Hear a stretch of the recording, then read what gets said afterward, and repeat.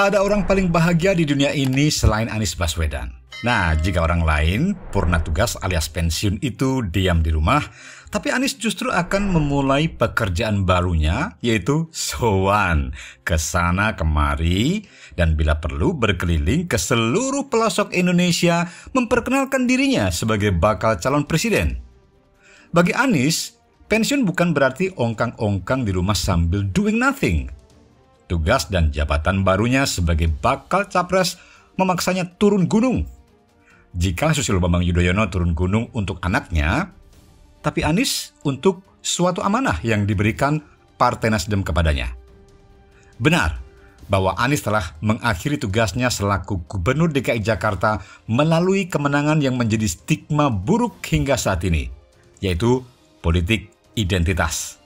Tetapi itu tidak menyurutkan langkahnya untuk berkantor di Istana Merdeka. Untuk itulah, Anies dan para pendukungnya kini berusaha keras menghapus stigma tersebut selekas mungkin saat menuju Pilpres 2024.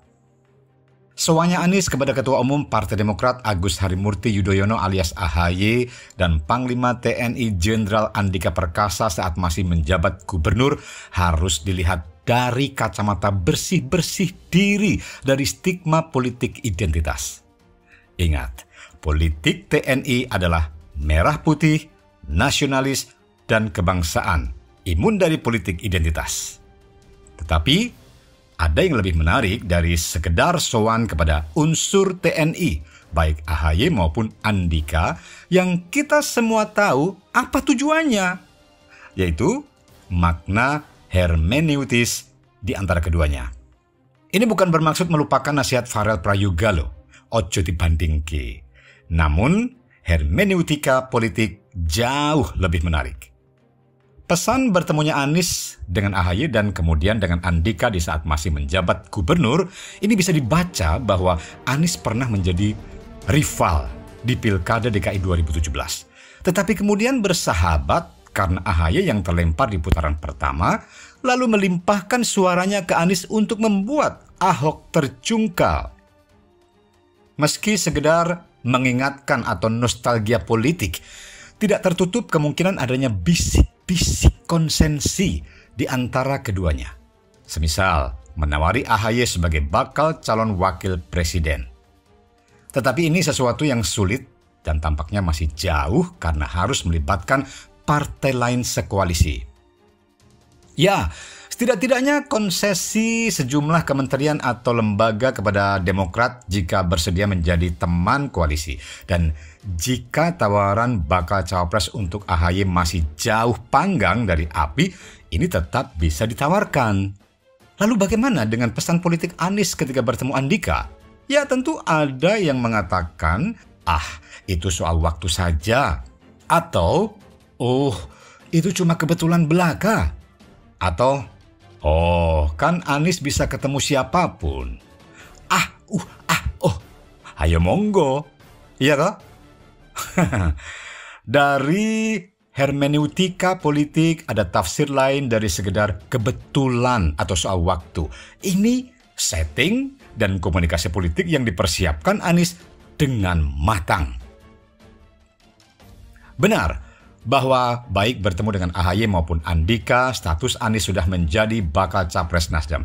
Tetapi konteks dan nomenklatur ketika masih menjabat punya makna lain, yakni melakukan cek ombak atas dua pertemuan dengan dua orang dalam waktu dan lokasi berbeda.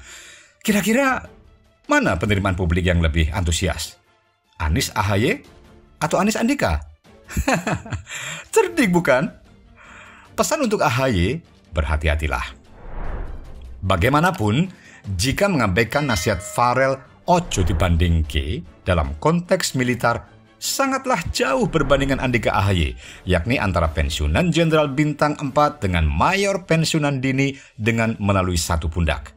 Tetapi jangan lupa, dan ini menjadi posisi tawar AHY yang tinggi dan tidak main-main, AHY adalah Ketua Umum partai politik yang pernah menjadi partai penguasa selama 10 tahun.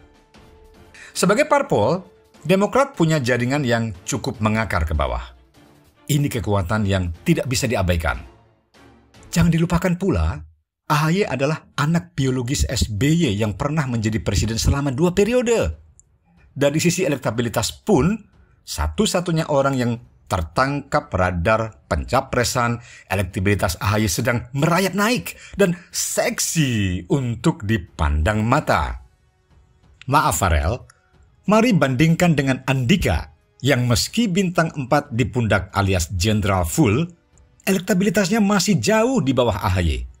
Andika harus membranding dirinya secepat mungkin seusai pensiun jika memang berminat terjun ke palagan Pilpres 2024. Andika juga bukan orang partai dan belum berpartai, sehingga belum bisa dikatakan mengakar ke bawah. Basis massa Andika, itu pun kalau ada ya, hanyalah unsur militer dari Mabes sampai Babinsa karena jabatan yang kelak akan ditinggalkannya masih hangat. Tetapi kalau soal pengaruh berbasis militer, SBY sebagai ayah tentu juga masih memilikinya. Satu lagi, posisi tawar tinggi AHY dibandingkan Andika dalam konteks bakal pendamping Anies adalah Demokrat menyandang perolehan suara dan kursi parlemen sebagai syarat untuk memajukan capres-cawapres. Ya memang tidak terlalu signifikan bahkan dibanding PKS. Tetapi tanpa Demokrat, Nasdem dan PKS tidak bisa mengusung Anies di saat partai lain sudah membentuk koalisinya masing-masing. Ya taruhlah AHY dengan Demokratnya memilih berkoalisi dengan KIB atau Gerindra. Dua pilihan yang sangat mungkin. Anies bisa gigit jari kalau memaksakan cawapres lain yang bukan AHY. Dengan posisi tawar yang masih tinggi ini, seharusnya AHY tidak berkecil hati. Ia bahkan bisa membawa Demokrat sebagai penentu. Nah, tawaran tertinggi setidaknya bakal cawapres. Sebab kalau soal mendapat konsensi jatah kementerian dan lembaga, ya mungkin Gerindra atau KB pun akan melakukannya. Pesan untuk Andika, ojo kesusu mengiyakan tawaran cawapres dari bakal capres siapapun atau parpol manapun. Tidakkah Anda merasa bahwa Anda juga sesungguhnya lebih pantas sebagai bakal capres dibandingkan sekedar bakal cawapres? Di sisi lain, meski menyandang mat untung sekalipun, nasihat untuk Anies, pandai-pandailah menakar hati dan menimbang rasa lian. Jangan terlalu percaya diri bahwa diri pasti jadi presiden. Soalnya perjalanan masih sangat jauh. Satu hal yang perlu diingat, Pilpres mensyaratkan perkoncoan dan chemistry persahabatan yang natural, bukan artifisial. Nah, kuncinya pandai-pandai meniti buih, terutama cerdas dalam menakar hati dan juga menimba rasa orang lain.